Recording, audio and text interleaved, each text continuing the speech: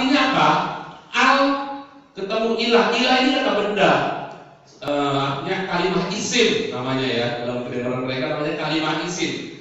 Al isim, yaitu merujuk pada yang itu tertentu, artinya cuma satu itu. Sehingga Allah itu berarti sang pencipta, karena ilah itu artinya pencipta. Ada banyak sekali ilah-ilah yang dianggap pencipta. Semua punya versi. Nah, al-ilah yang itu yang disebut al-ilah gitu, ya. Jadi kata Allah ini artinya al-ilah, al-ilah, al-Quran, al-kitab, al-zikir, al-injil, yang itu. Bahasa Arab dalam Al-Quran itu berasal dari Fistus Aramai, artinya bahasa Arab. Tapi yang logatnya logat Nabatean, Fistus Aramai. Ya, ini semua arkeologinya ada di orang ini. Bernard Lewis. Ini ada dalam buku saya juga, Khilafah Terakhir. Bukunya ada di buku saya, detailnya, termasuk sebutan kata Allah.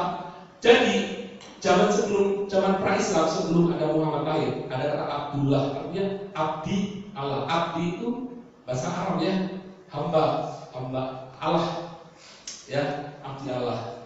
Jadi kata Allah itu sudah ada, sudah dikenal di sebelum pra-Islam. Nah, bahasa yang digunakan dalam Al-Quran ini adalah bahasa yang ini, ya, Distinguished Aramaic namanya. Jadi kata Allah sudah disebut. Jadi Allah itu kan al-ilah, betul? Allah itu al-ilah. Hubal adalah Allahnya orang Nabatean. Hubal ini adalah proper name. Al-ilah adalah title-nya.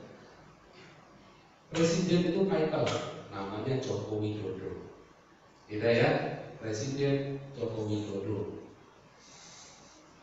Presiden itu title-nya. Dengan menyebut nama presiden, dengan menyebut nama Allah, dengan menyebut nama presiden. Lah, presidennya siapa namanya? Joko Widodo. Siapa nama Allahnya? Allah orang Nabatean adalah Hubal. Hubal itu adalah orang Nabatean yang kemudian dibawa oleh orang Quraisy. Ya, Quraisy adalah suku di mana Muhammad berasal. Ada di buku saya yang bulan Mei lalu datang, sebenarnya khilafah, pasti paham maksudnya. Nah, Hubal ini 3 anak, Alat, Usah, dan Manat. Al-Alat, Al-Usah, dan Al-Manat. Mengenai Alat, Usah, dan Manat ini di Al-Quran juga dikatakan, nah ini, maka apakah patut kamu menganggap Alat, Al-Usah sebagai samamu, dan Manat yang ketiga yang kemudian sebagai anak perempuan Allah? Jadi ketika ini menyanggah, tetapi maksudnya merujuk kepada orang yang sama. Apakah Allah ini memang punya anak ini? Kan nggak pernah disebutkan. Itu kan anggapanmu kalau Allah ini punya anak ini. Jadi Allah ini adalah diambil dari kata ini. Title-nya Hubal. Oke? Nah, di ayat selanjutnya, itu tidak lain adalah nama-nama yang kamu dan bapak-bapak kamu mengada-ada. Allah tidak menentukan suatu keterangan pun untuk menyembahnya. Mereka tidak lain hanya mengikuti sangkaan. Dia asumsi aja, kan kamu bilang alat Musa anak Allah. Siapa yang bilang? Kan gak ada kitabnya.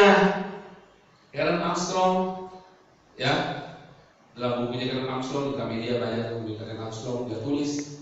Mereka itu mencari orang-orang dari daerah Quraisy ini, dia mencari, dia pergi ke Syria. Dia melihat orang Yahudi punya sang pencipta, punya dewa, sang pencipta, punya kitab suci, punya nabi. Orang Kristen, kalau orang Yahudi kan namanya yang kenal Musa kan. Orang Kristen punya kitab suci, punya dewa, punya nabi, dan disebutnya Nabi Yesus. Kalau itu Musa. Musa dan Yesus sama-sama dari Abraham, maka dia curi star. Nah, kita pun keturunan Ismail supaya sama-sama dari Abraham. Kalau dia mengambil dari salah satu anak Israel nggak mungkin, karena orang Israel begitu ketat toledotnya, silsilahnya. Silsilah ada di dalam buku saya, di halaman pertama. Nah, yang silsilahnya nggak jelas siapa? Ismail. Karena Ismail tahun 700 sebelum Masehi sudah hilang, sudah lenyap. Jadi kalau orang sudah mati, kita bilang, oh dulu yang utang dia.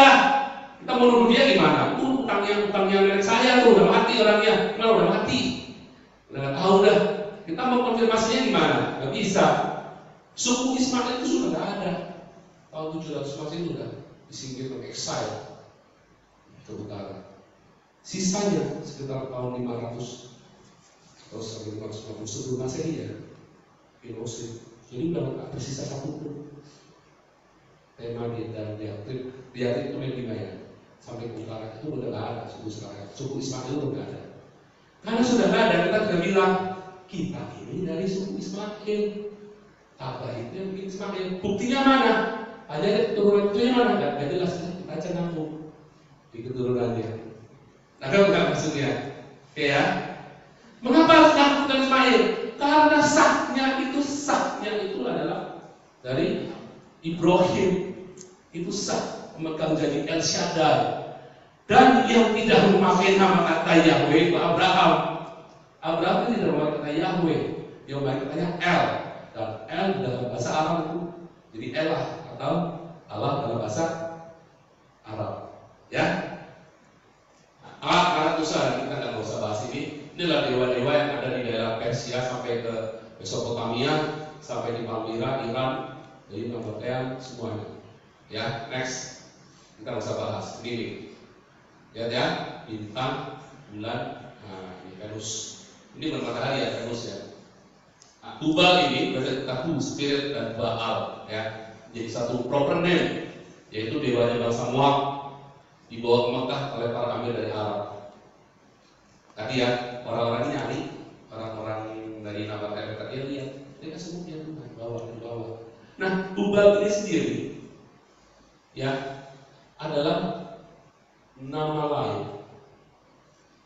dari nama dewa Crescent Moon, bulan sabit. Ya, Tubal seringkali disimbolkan dengan Crescent Moon, bulan sabit. Itu dewanya Nabonidus. Nah, ini kan Nasron. Tubal adalah alat tertinggi di antara 360 berhala di Ka'bah yang kemudian dihancurkan Nabi Muhammad ya. Simbol Tubal adalah bulan sabit dan bintang. Muhammad menjadikan batu Tubal berhala lain misalkan Hajar Aswad. DVD saya ya, khilafah terakhir Yesaya 14 ayat 12. Helel bin Sakar Rasdal dipecahkan ke bumi. Helel bin Sakar Hilal. Ya, Hilal itu bulan sabit ya. Nah, supaya tambah jelas bisa cek di DVD-nya. Namun Tubal disebut Allah oleh orang Quraisy dan Allah. Inilah Nabonidus, Stella Nabonidus, bulan bintang, ini Venus tadi ya, alat mana Musa tadi ya. Stella Nabonidus ini, nah ada di dalamnya alat mana Musa juga. Cuman inilah Nana. Dia adalah anak dari Ada Bubi, imam penyembah dewa bulan sabit di Haran. Ya. Adalah satu fakta di zaman pra-Islam, nama Allah digunakan oleh Kristen Arab dan Yahudi yang tinggal di Arabia dan bahkan oleh suku-suku Quraisy itu sendiri sebelum zaman Muhammad. Jadi, sama seperti halnya penggunaan nama Theo oleh orang Yahudi di zaman Yunani dan Roma dan oleh orang-orang Kristen di masa itu, menurut sejarah Islam, Warakah ibnu Nawfal sendiri, yaitu paman dari Khadijah istrinya Muhammad, dia adalah seorang Kristen yang menulis perjanjian baru dalam bahasa Arab dan ia pun menggunakan nama Allah sebelum Muhammad menerima wahyu dari Jibril. Anda bisa cek di Sahih Muslim dan di Sahih Bukhari. Itu adalah kumpulan dari hadis sahih Islam yang diakui di Indonesia. Di dalam surat ke-27 An-6 ayat 30, yaitu dengan menyebut nama Allah yang Maha Pemurah lagi Maha Penyayang. Kalimat basmalah ini diklaim sebagai kalimat yang ditulis oleh Nabi Sulaiman sendiri untuk Ratu Bilqis atau Ratu Seba, sesuai dengan informasi dalam Al-Quran, yaitu di surat ke-27 An-Naml ayat 30. Suatu fakta bahwa Raja Salomo sudah mengenal nama Yahweh pada zamannya. Bukti arkeologis di seluruh inskripsi Yerusalem dan Mesir menunjukkan bahwa penggunaan Elohim untuk sebuah title dan Yahweh adalah untuk sebuah proper name dari Elohim. Kita buka di 2 Tawarik 1 ayat 9. Maka sekarang ya Tuhan Allah, tunjukkanlah keteguhan janjimu pada Daud ayahku, sebab engkaulah yang telah mengangkat aku menjadi raja atas suatu bangsa yang banyaknya seperti debu tanah. Lihat, kata Tuhan Allah yaitu dipakai untuk menggantikan kata Yahweh Elohim. Lihat di bahasa Ibrania yang saya kasih warna kuning, Yod He Vav He Alef Lam He Yod Mim, Yahweh Elohim. Konsekuensi bagi Islam apabila kekeh bahwa Allah adalah proper name bukan title, maka satu, klaim Al-Quran penyempurna Taurat dan Injil akan gugur, karena bahasa asli Taurat, kitab para nabi Israel, dan seluruh Alkitab Kristen tidak pernah ditulis dalam bahasa Arab dan tidak mengenal kata Allah, melainkan kata Theo dalam Perjanjian Baru atau kata Elohim. Kedua, kepada Musa jelas diperkenalkan sebuah nama, yaitu Yod-He, Vav-He atau Yahweh. Sedangkan kepada Abraham hanyalah title saja, yaitu El Shaddai. Tertulis jelas dalam Keluaran 6 ayat 2. Lalu kapankah disebut Allah menggantikan Yahweh atau Elohim atau El Shaddai? Bandingkan dengan Yohanes 17 ayat 6 dan 11. Namamu yang kau berikan kepadaku. Apabila akhirnya orang-orang Islam itu mengakui bahwa Allah hanya title saja, maka terjadi dilema syahadat Islam, karena ia harus mengakui Yahweh sebagai proper name Allah Islam, yang sama dengan Allahnya Musa, yang sama dengan Allah yang disebut oleh para nabi di Israel. Maka syahadatnya seharusnya aku bersaksi tiada Allah lain selain Yahweh. Sebab hal ini juga sama yang diucapkan oleh bangsa Israel di padang pasir zaman Musa sampai dengan zaman Yesus, bahkan sampai dengan hari ini, yaitu Shema Israel, Yahweh Eloheinu, Yahweh Echad. Apakah syahadat Islam mau dirubah seperti ini? Kita mulai masuk kata Tuhan.